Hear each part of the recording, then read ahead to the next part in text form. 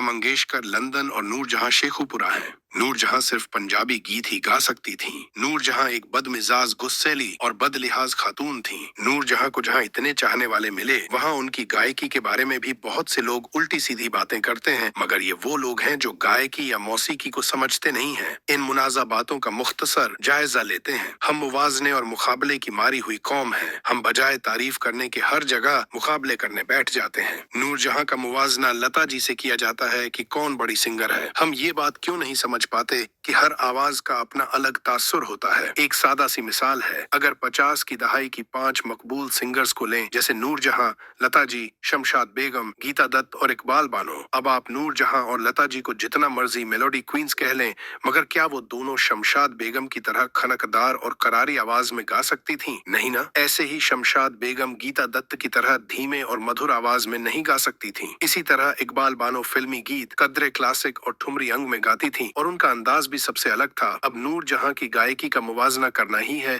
तो उनको दूसरी प्लेबैक सिंगर से एक दर्जा ऊपर इस कैटेगरी में रखना पड़ेगा, जिसमें अख्तरी बाई, कानन देवी और मुख्तार बेगम आती हैं। बुनियादी तौर पर नूरजहां क्लासिकल सिंगर थीं। इसका अंदाजा उनके पहले उर्दू गीत से लगाया जा सकता है, जो उन्होंने 1940 में फिल्म खानदान के लिए गाया था, उड़ जा पंछी उड़ जा। उड़ जा पंछी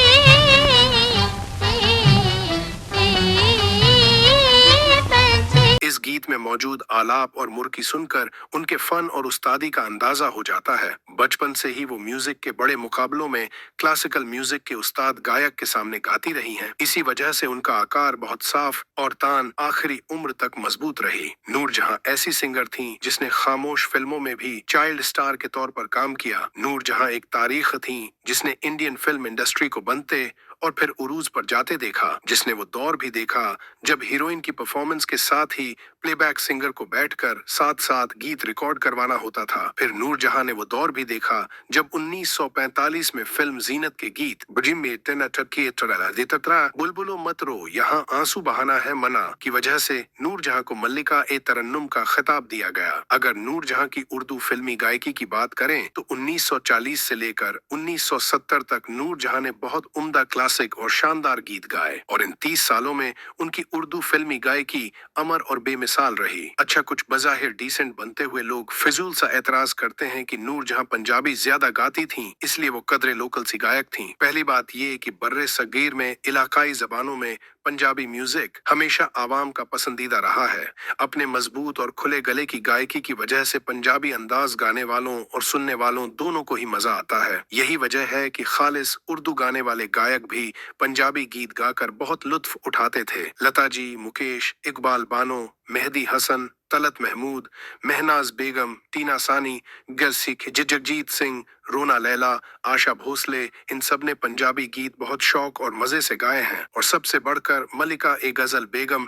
अख्तर के पंजाबी रिकॉर्ड भी मौजूद है तस है। और बिलाशुबह पंजाबी गायकी की सबसे उम्दा और बड़ी सफीर नूरजहां है। पंजाबी तो जैसे उनके दिल के तारों से निकल कर आती थी। कली कली जान दुख लाख ते करोड़ वे, इस गीत को सुने कितनी बारीक बारीक मुर्कियां और जगहें हैं इस गीत में। सुन वंझली दी मिठड़ी तान वे, इस गीत में क्या जज्बात और तासुरात हैं कि तस्वीर सी बन जाती है अल्फाज की। अच्छा, कुछ लोग ये एतराज भी करते हैं कि नूरजहां ने 80 और 90 की दहाई में जो पंजाबी गीत गाए हैं वो ठीक नहीं, जैसे कि सोने दी तबीतड़ी या तेरे नाल में लिया अखियां वगैरह। तो बात यह है कि हर चीज खवास के लिए नहीं होती। किसी भी समाज में खवास से ज्यादा आवाम होते हैं, तो इस तरह के गीत की भी एक बहुत बड़ी ऑडियंस होती है। कुछ लोग ये एतराज भी करते हैं कि आखिरी दौर में नूरजहां की आवाज खराब हो गई थी। नूरजहां ने तरन्नुम की दूसरी सीरीज अपने आखिरी दौर में की थी। इसमें जो गजलें थीं, क्या ये सुनकर लगता है कि कोई और गायिका इन गजलों को इससे बेहतर गा सकती थी? सिलसिले तोड़ गया वो सभी जाते जाते, रात फैली है तेरे सुरमई आंचल की तरह, दयारे नूर में तेरा शबों का साथी हो, लुत्फ वो इश्क में पाए हैं कि जी जानता है, मैं तेरे संग कैसे चलूं सजना, और दीगर बहुत सी सरीली गजलें। एक और एतराज कि नूरजहां बहुत बदमिजाज, तुंद खू और गुस्सैली खातून थीं। बहुत अच्छी बात थी ये। जिस तरह का हमारी फिल्म इंडस्ट्री का माहौल था उसमें यही रवैया बेहतर था। अगर नूरजहां का रवैया ऐसा न होता तो उनका हाल भी माला बेगम, महनाज, नैरा नूर या नजीर बेगम जैसा होता कि न उन्हें गीत का वक्त पर मेहनताना मिलता, न ही गीत की रॉयल्टी मिलती और न ही गीत की मुकम्मल अदायगी हो पाती।